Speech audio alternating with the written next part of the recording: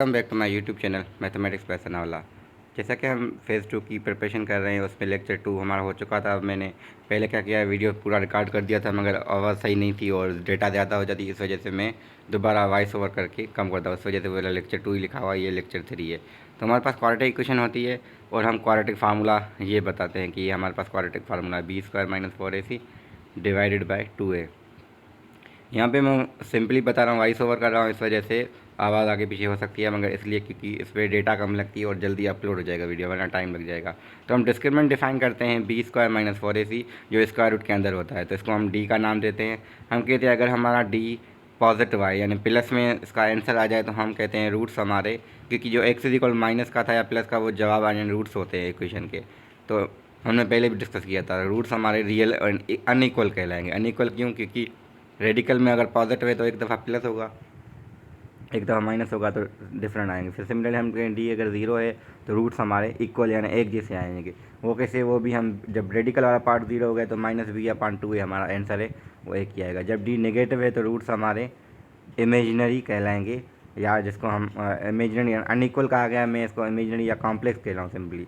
ठीक है, वर्ड हम दे सकते हैं, इमेजिनरी कहें या कॉम्प्लेक्स कहें, क्योंकि जब भी रूट्स इमेजिनरी आते हैं या कॉम्प्लेक्स, वो अपने माइनस वाले के साथ आते हैं। हम यहाँ पे सवाल कोई कर रहे हैं, अगर डी हम ये फाइंड कर रहे हैं ए बी सी की वैल्यू रख के, आपके पास ज़ीरो आएगा। सिमिलरली यहाँ पे देखें तो हम फिर दोबारा डी, मतलब एक बुक में ये सॉल्व किया गया है, तो मैं सिर्फ बताने जा रहा हूँ कि इसमें इन्होंने ऐसे किया है। तो एक में पॉजिटिव है, एक में नेगेटिव है, एक में ज़ीरो आया है, एंड रूट्स हमारे तीनों किस्म के इस इक्वेशन के हैं।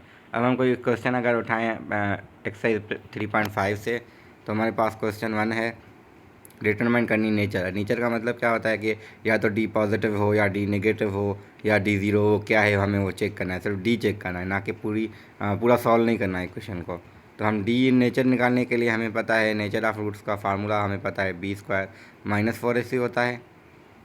तो अगर हम b² - 4ac लगाएं तो आपके पास ये आ जाएगा। तो इक्वेशन कोई भी हम सवाल अगर लिखना चाहें तो हम लिख सकते हैं। सिमिलरली ये क्वेश्चन भी हो सकते हैं के की क्या वैल्यू हो तो हम करें, तो उसमें भी आपके पास क्या होता है, अब यहाँ पे मैंने मिटा दिया था, मगर इसका मतलब क्या था कि आपके पास कि कोई भी इक्वेशन हो तो डी या तो हम फाइंड करेंगे या हमें गिवन होगा तो इक्वल टू ज़ीरो रखेंगे।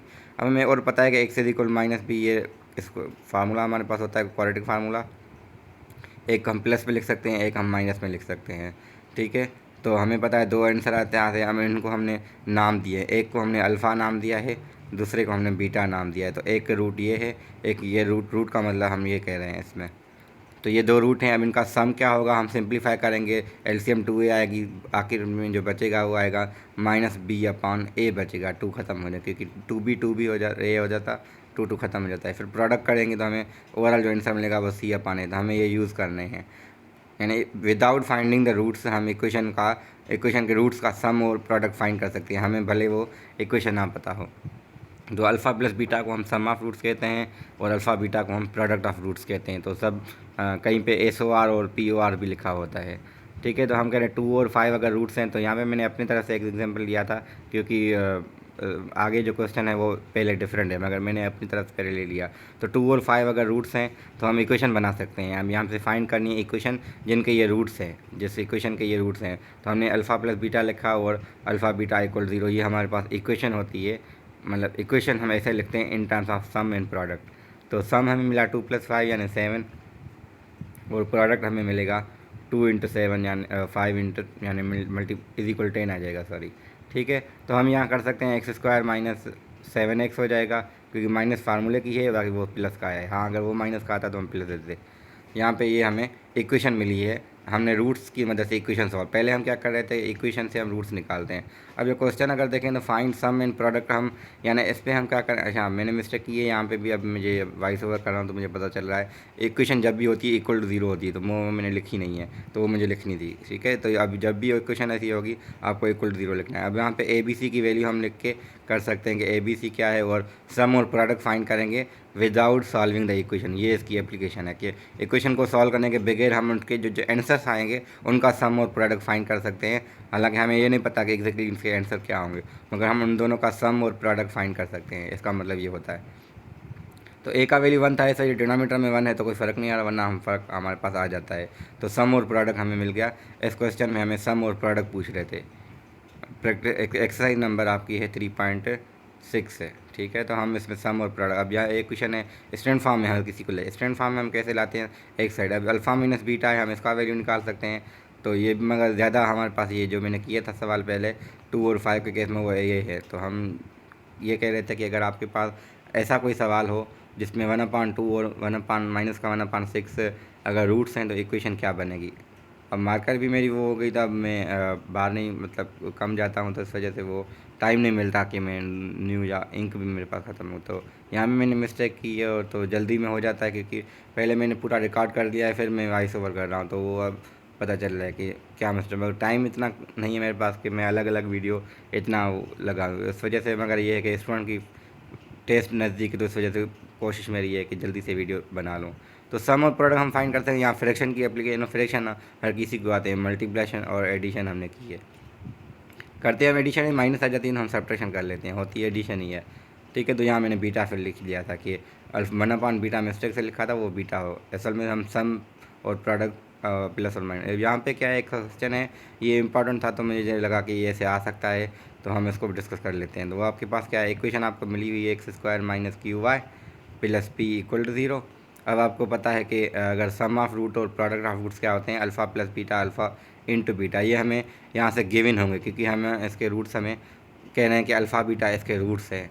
अगर रूट्स हैं तो हम सम और प्रोडक्ट इसका पता होगा, मगर हमें ये नहीं करना, हमें कह रहे हैं कि ऐसी इक्वेशन बनाएं जिसके अल्फ़ा टू बीटा रूट्स हैं, यानी वर्डिंग में ये कहा गया था कि इसके रूट्स डबल हों, डबल का मतलब 2 से मल्टीप्लाई कर लें, यानी किसी इक्वेशन के अगर रूट्स 2 3 हैं तो दो ऐसी इक्वेशन बने जिसके 4 और 6 हों, तो इसका मतलब ये होगा। तो हमने 2 अल्फ़ा 2 बीटा किया।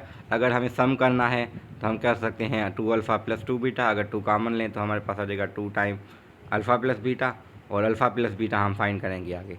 फिर प्रोडक्ट को हम लिख सकते हैं ऐसे ही, अब प्रोडक्ट का मतलब सम का मतलब सम ऑफ रूट्स और प्रोडक्ट ऑफ रूट्स है, तो यहाँ मैंने सम लिखा है मगर मतलब इसका रूट्स ही है। तो प्रोडक्ट आ जाएगी 4 अल्फ़ा बीटा।